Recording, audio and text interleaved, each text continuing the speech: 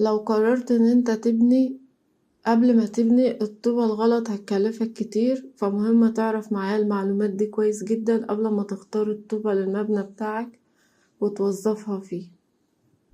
قرار الطوبة بيساوي عمر المبنى. قبل ما نحط أول طوبة في المبنى لازم نفهم كويس إن اختيار الطوبة مش رفاهية. الطوبة اللي بختارها النهاردة ممكن تضمن ليا عمر مبنى 50 سنة أو تسبب شروخ وتكاليف صيانة ممكن حتى بعد سنة من بناء المبنى. فعشان أتجنب إن ميظهرليش حاجات من ديت ويكون سببها هو اختيار الطوبة، فمحتاجة أتأنى جدا. فالطوب هو العمود الفقري للحائط، وكل نوع ليه وظيفة، ولو وظفته غلط هخسر فلوس وجودة وأمان. طب ايه هي انواع الطوب المستخدم في السوق المصري؟ عند الطوب الاحمر والاسمنتي والابيض العازل. الاحمر اشهر مقاسين الصغير والدبل. الدبل ده بيوفر في المونة وفي الوقت طبعا.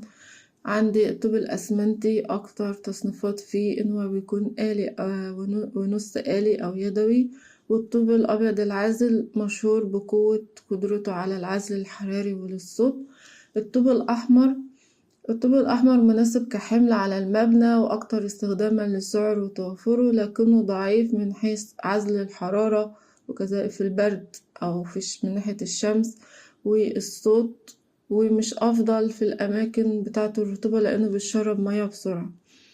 عند الطوب الأسمنتي صلب وقوي، يتحمل الرطوبة أفضل من الأحمر، ولكن سعره أعلى شوية، لكنه مش عازل جيد للحرارة والصوت برضه، وبيحمل حمل زيادة على المبنى عن الطوب الأحمر. عند الطوب الأبيض العازل أو الخفافي، ده طوب خفيف على المبنى، عازل ممتاز للحرارة والصوت، يوفر الطاقة، لكن سعره عالي شويتين، عالي عن الأحمر والأسمنتي. مش مناسب للأماكن الرطوبة المباشرة، يعني لازم نعزله قبل الدهان كمان، وله مونة مخصصة وصلابته أقل من الأحمر أو الأسمنتي. طب ايه اللي يخليني أتعب في اختيار الطوبة الصح وأتأنى في اختيارها؟ ليه؟ لأن كل معيار بيأثر على قوة المبنى وعمره والعزل تبعه وسلامة الهيكل، فتجاهل أي نقطة بيساوي خسارة فلوس زائد تعب ومجهود زائد مشاكل مستقبلية. لما أكون مصحصح مع المصنع أو المورد، فما بيساوي بالنسبة لي مبنى أقوى، أقل شروخ، والمونة بتشتغل بكفاءة، والتكلفة محسوبة صح. طب ايه معايير اختيار الطوب الأحمر؟ إن لون الطوبة يكون غامق وثابت، ميل للأحمر شوية، معناه حرق كويس ومتين، مش هش ويتفتت بسرعة. مفيش تشققات في الطوبة، أي شرخ صغير ممكن يسبب شروخ أكبر بعد البناء زي الصورة اللي احنا شفناها. صوت الخبط عليها زنان أو رنان، معناه إن هي صلبة ومتماسكة ومش هتتكسر بسهولة. نسبة الامتصاص معقولة، يعني بحطها في مية وأتأكد من نسبة الامتصاص بتاعها.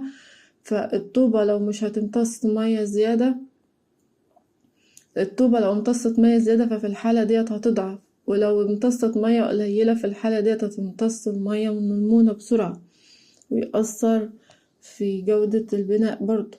مقاسات ثابتة، إن المقاسات بتاعتي تكون ثابتة بقدر الإمكان عشان أقلل هدر المونة ويسهل عليا حساب عدد الطوب اللي وصل. تخزين الطوب في مكان ناشف وما يكونش مبلول، يحافظ على جودته ويقلل تشققه قبل التركيب. طبعا قبل ما ابني برشه مية وبرش الطوب مية، فدي حاجة والتخزين حاجة. تقليل الكسر أثناء النقل بقدر الإمكان، إن اللي بينقل الطوب أراعي إن هو يكون ناس كويسة بحيث إن هو أقلل الكسر، فيحمي بالنسبة للجودة ويقلل الفقد والتكلفة. اختيار تاني نوع طوب عندي هو الأسمنتي، إنه يكون لونه رمادي فاتح وموحد، وده بيدل على جودة التصنيع والتماسك. إن الطوبة أو نوع يكون آلي، فبالتالي المسامات بتاعته قليلة، يعني متماسك وصلب ومش هيمتص مية زيادة أو يتفتت مني. إنه يكون أملس وصوته صلب عند الخبط، يعني مش هيتكسر بسهولة أثناء البناء. المقاسات طبعا ثابتة ودقيقة، يسهل عليه التركيب ويقلل هدر المونة. تجنب الطوبة اللي هي اليدوي أو النص آلي اللي بتكون رخيصة شوية، ده بيكون فيها مشاكل أكتر زي تفاوت المقاسات وضعف الصلابة. تالت نوع طوب عندي معايير اختياره اللي هو الطوب الأبيض العازل. لازم يكون الكثافة مظبوطة ومكتوبة على البالة، بيتقال من 500 ل600 كيلو جرام على المتر المكعب. فلو الكثافة دي أقل يعني إن الطوب ده ضعيف وهيتكسر بسرعة، ولو الكثافة زيادة يعني هيقل العزل الحراري والصوت وكفاءة العزل بتاعه. سطح الطوبة يكون ناعم ومتجانس فيسهل عليه التركيب ويقلل هدر المونة. وزن خفيف يحافظ على المبنى ويقلل الحمل على الحوائط. تجنب التشققات والكسور قبل التركيب، ده طبعا حتى وانا بنقله، اي ان الطوبة الوقت مش هتكون ضعيفة وتسبب لي مشاكل بعد البناء. تخزين الطوب في مكان ناشف ومغطى يحافظ على جودته قبل الاستخدام. استخدام الطوبة المخصصة للطوب الأبيض ضمان التصاق جيد وعزل أفضل. في نوع طوب تاني اسمه الطوب البلوك الأبيض، ده اللي بيستخدموه في الأرياف، ده حاجة وده حاجة تانية.